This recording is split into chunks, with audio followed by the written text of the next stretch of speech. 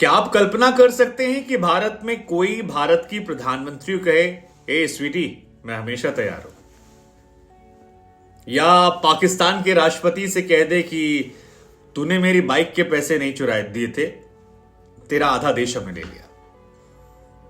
9 गोलियां लगी हो और डॉक्टर्स को लगाओ कि आदमी मर गया, और उसके बाद जब होश आए तो कहे उफ गधे ने दुलत्ती मार दी थी।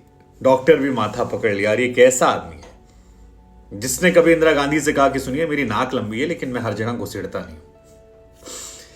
इंडिया में बहुत सारे आर्मी ऑफिसर्स ऐसे रहे जिनकी कहानियां बहुत इंस्पिरेशनल रही हैं, लेकिन भारत के पहले फील्ड मार्शल सैम मानेकशॉ साहब, जिनकी जिंदगी पर एक फिल्म भी आ रही है, उनकी जिंदगी जो है वो किस्से कहानियों से भरपूर रही है। और ऐसी ऐसी कहानियां हैं जिसे सुनकर आप हैरान हो जाएंगे, चाहे उनके 9 गोलियां लगने की कहानी हो, या फिर एक बड़े मिनिस्टर से कहना कि sir with all due respect आप हमारे इसमें नाक मत अड़ाइए, हम आपके उसमें नाक नहीं अड़ाएंगे। इंदिरा गांधी से कहना ए स्वीटी, या फिर अमेरिका के सेना अध्यक्ष की वॉशरूम में फोटो क्लिक करना हो, मतलब तमाम ऐसी कहानियां।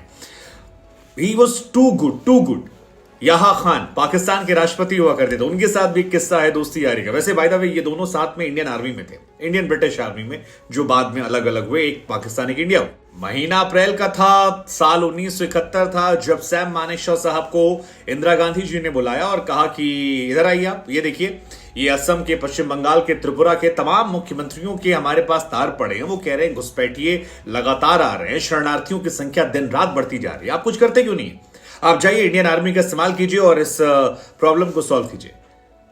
और मानेकशॉ साहब ब्लंटली रिप्लाई करते हैं कि मैडम मैं ऐसा नहीं कर सकता, हम तैयार नहीं है, हमारे पास सिर्फ 12 टैंक है। इंदिरा जी नाराज होती है, अरे कैसे कह सकते हैं आप, क्यों हमारे पास टैंक नहीं है?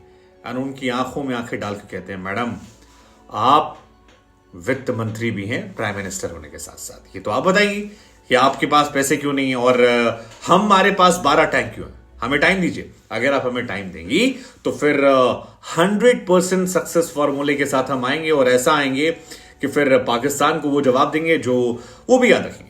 And this was the core foundation of 1971, जब पाकिस्तान के 2 टुकड़े हुए थे, यहीं से शुरुआत हुई थी उसकी।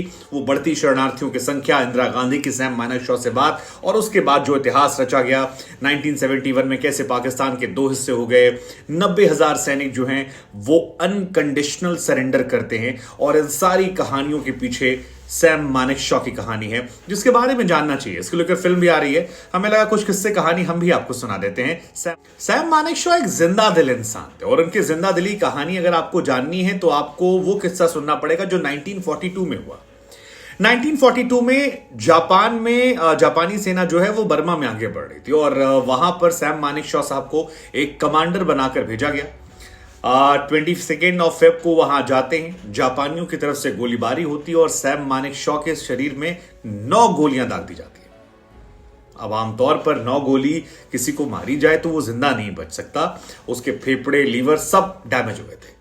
लेकिन इट वॉज सैम मानेकशॉ। हालांकि उनके जो अधिकारी थे उनको लगा ये गए, अब ये जिंदा नहीं है। मानेकशॉ को तमाम डॉक्टर्स ने रिजेक्ट कर दिया, कहा जी ये बचेंगे नहीं, 9 गोली के बाद कौन बचता है। लेकिन उनका प्यून जो था उसे लगा यार ये आदमी बहुत ढीठ है, ये आदमी इतनी जल्दी नहीं मर सकता, और उसके बाद वो तमाम डॉक्टर से रिक्वेस्ट करता है कि प्लीज देख लीजिए। लोग कहते हैं मर गया यार, लेकिन फिर उनकी आंख खुलती है, और उनकी आंख जब खुलती है तब फिर उनसे डॉक्टर पूछते हैं कि क्या हुआ था, और वो आदमी जिसे 9 गोलियां लगी है वो मरने की हालत में कहता है गधे ने दुलत्ती मार दी थी। डॉक्टर्स को हंसी आती है। अक्सर ऐसा हॉलीवुड की फिल्मों में होता है ये वाला सरकाज़्म, लेकिन सैम मानेकशॉ साहब की वो पहचान थी, और सैम मानेकशॉ साहब ने जवाब दिया। डॉक्टर्स को भी हंसी आई, एंड डॉक्टर ने कहा कि रुको मैं करता हूं तुम्हारा इलाज, और कुछ जरूरत हो बताना। तो कहती हैं जरूरत तो है। बोले क्या? बोले 2 पैक पिला देना, थोड़ा सा दर्द कम। हालांकि शराब मिली नहीं क्योंकि वो बॉडी डैमेज कर सकती थी, लेकिन कई किस्से मिले। एक किस्सा था, उस टाइम के रक्षा मंत्री थे वीके कृष्ण मेनन साहब। उन्होंने सैम मानेकशॉ को बुलाया और कहा कि यार तुम्हारे जो आर्मी प्रमुख हैं केएस थिमैया, उनके बारे में तुम क्या राय रखते हो? मानेकशॉ ने कहा कि सर मुझे इस बारे में सोचने की परमिशन नहीं है। तो उन्होंने कहा ये क्या कह रहे हो, क्यों नहीं परमिशन है, मैं दे रहा हूं। उन्होंने कहा नहीं सर, आज आप मुझे अलाउ कर रहे हैं कि मैं अपने सीनियर के बारे में बात करूं, कल को आप मेरे जूनियर को बुलाएंगे और उससे मेरे बारे में राय लेंगे। आप आर्मी के डिसिप्लिन को खराब कर रहे हैं एंड मेक श्योर ऐसा नहीं हो। एक ऐसा वक्त जब लोग दुनिया भर में पॉलिटिशियन से डरते हैं, सैम मानेकशॉ का यह जवाब रक्षा मंत्री को बहुत लाजवाब था। सैम मानेकशॉ से एक बार इंदिरा गांधी ने भी कहा था 1969 के बाद, जब पाकिस्तान के बंटवारे का टाइम था, उस टाइम इंडियन आर्मी काफी स्ट्रांग हो रही थी और सैम मानेकशॉ को लेकर ये खबरें काफी वायरल हो रही थी कि शायद इंडियन आर्मी भी जो है वो पाकिस्तान की तरह सत्ता परिवर्तन कर दे और इंदिरा गांधी को हटाकर वो कब्जा कर ले।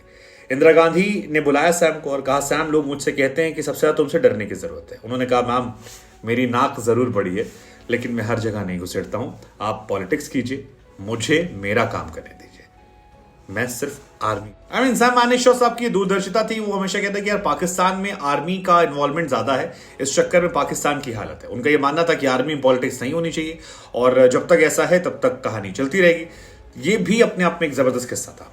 एक और किस्सा उनका बड़ा वायरल है, वो स्वीटी वाला। स्पेशली बांग्लादेश को लेकर वो परेशान थी और उन्होंने बांग्लादेश को लेकर कहा कि सैम आप तैयार हैं? उन्होंने कहा, स्वीटी मैं रेडी हो गया। पहले मना किया था लेकिन बाद में फिर उन्होंने कहा कि मैं हमेशा तैयार हूं स्वीटी। लोग हैरान हो गए। एक्चुअली वो छोटी थी काफी उनसे, इस वजह स्वीटी उन्होंने कहा, क्योंकि वो उनके पिताजी की उम्र के थे, इस वजह से उन्होंने ऐसा कहा। सैम मानेकशॉ साहब की रिस्पेक्ट बहुत ज्यादा थी, उनकी नजर में एक बच्ची थी, लेकिन फिर भी still prime minister of India को अगर कोई स्वीटी कह दे, या फिर इमेजिन नहीं कर सकते, लेकिन सैम मानेकशॉ की पर्सनैलिटी का वो हिस्सा है। सैम मानेकशॉ साहब का एक किस्सा और बड़ा फेमस है कि पाकिस्तान के राष्ट्रपति याहा खान जो थे, उनके साथ याहा खान जो हैं वो और सैम मानेकशॉ अनडिवाइडेड इंडिया में फौज में थे। बाद में वो चले गए पाकिस्तान, लेकिन उसके पहले एक मानेकशॉ के पास अमेरिकी मॉडल की बाइक थी। जब देश का बंटवारा हुआ तो याहा खान वहां गए। याहा खान ने कहा कि 1,000 रुपए में बाइक ले रहा हूं मैं और बाद में पैसा तुम्हें भिजवा दूंगा पाकिस्तान से, लेकिन याहा खान ने कभी पैसे भिजवाए नहीं।